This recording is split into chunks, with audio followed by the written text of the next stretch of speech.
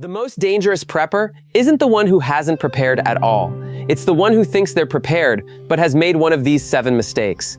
Because when the grid goes down or the supply chain breaks, they'll act on a plan that's fundamentally broken. And by the time they realize it, the window to fix it has already closed. These are the 7 mistakes that turn a 48-hour inconvenience into a genuine emergency. And statistically, you're making at least 3 of them right now. 7. Stockpiling food you've never actually cooked. This is the most common beginner mistake in the entire prepping community. You bought 50 pounds of dried beans because every list on the internet told you to. But have you ever actually cooked dried pinto beans from scratch? Not from a can, from dry. Because it takes 8 hours of soaking and 2 hours of boiling. That's 10 hours and roughly 3 gallons of water to make 1 pot of beans. In a grid-down scenario where fuel is limited and water is rationed, that math doesn't work. The prepper who stockpiles canned beans eats in 5 minutes. The prepper who stockpiles only dried beans realizes on day 1 that their entire food plan requires resources they don't have. Every single item in your stockpile should be something you've cooked at least once under real conditions. Not hypothetical conditions, real ones. Turn off your stove, turn off your water. Try to make dinner with only what's in your pantry and a single butane burner. You'll find the gaps in your plan in about 20 minutes. 6. Ignoring water beyond drinking. Everyone stocks drinking water, 1 gallon per person per day, the standard recommendation, but almost nobody calculates the water they need for everything else. Cooking dried rice requires water. Cooking dried beans requires water. Cleaning wounds requires water. Washing hands after handling raw food requires water. And the big one nobody thinks about until it's too late, flushing toilets. A single flush uses 1.6 gallons on a modern toilet and up to 5 gallons on an older one. A family of 4 flushes roughly 20 times a day. That's 32 to 100 gallons per day just for toilets. Your 10 gallons of drinking water won't last 24 hours once you account for everything else. The fix is simple and it costs nothing. Fill your bathtub the moment the power goes out. 80 gallons of non-potable water for flushing, cleaning, and cooking. But you have to do it immediately. Within hours, municipal water pressure drops to 0. After that, nothing comes out of the tap. This one step separates a functional household from a sanitation crisis by hour 12. 5. Relying on a generator you haven't tested in 6 months. 40% of portable generators fail to start when needed, according to consumer testing data. Stale fuel is the #1 cause. Gasoline degrades within 30 days. After 90 days, it can clog carburetors and fuel lines permanently. You bought a $400 generator 2 years ago. It's been sitting in your garage with the same tank of gas since the day you unboxed it. When the power goes out, you'll pull the cord 50 times and nothing will happen. And now you have a $400 paperweight and no backup plan. Run your generator for 15 minutes every single month. Replace the fuel every 60 days or add fuel stabilizer. Test every outlet on it with an actual appliance plugged in. A generator that runs but can't hold a load is worse than no generator because you'll waste hours troubleshooting instead of executing your actual plan. 4.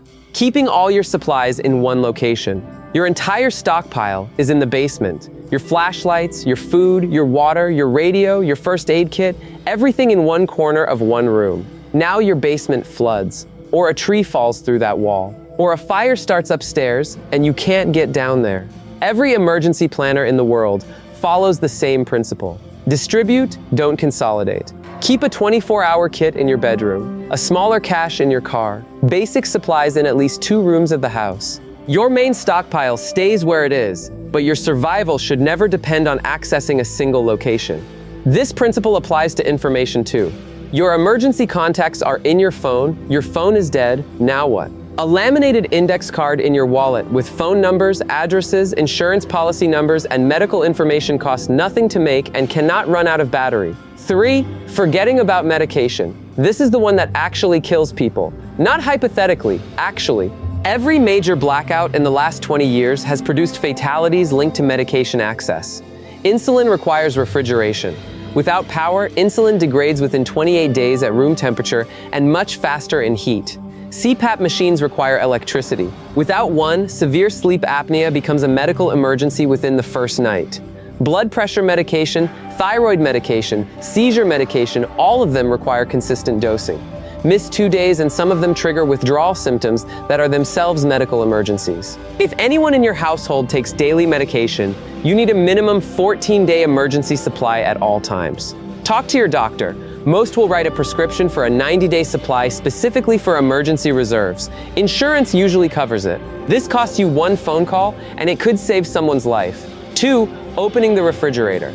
I covered this in the last video, but it's on this list because people still do it every single time. A closed refrigerator holds safe temperature for 4 hours. Every time you open it, you cut that window roughly in half.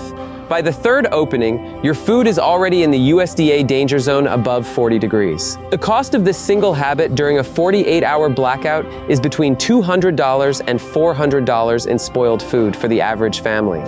The fix takes 5 seconds. Put a note on your refrigerator door right now that says "Do not open." When the power goes out, you won't be thinking clearly. You'll be running on habit.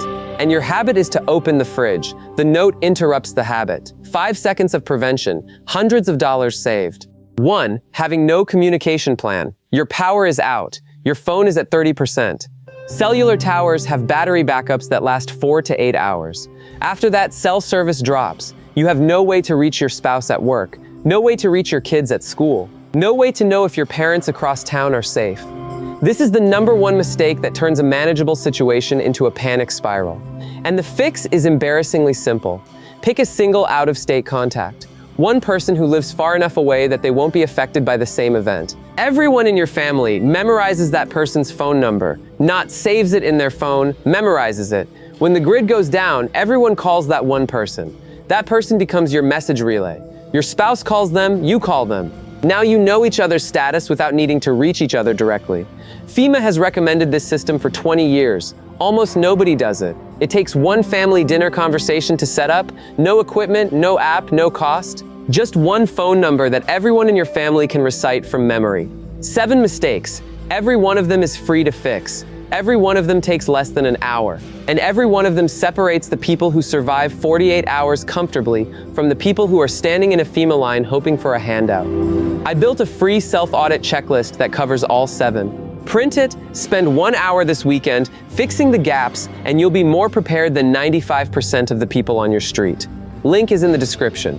Next video covers the 10 cheapest items at Walmart that veteran preppers buy every single month, and why beginners waste money on the wrong gear instead.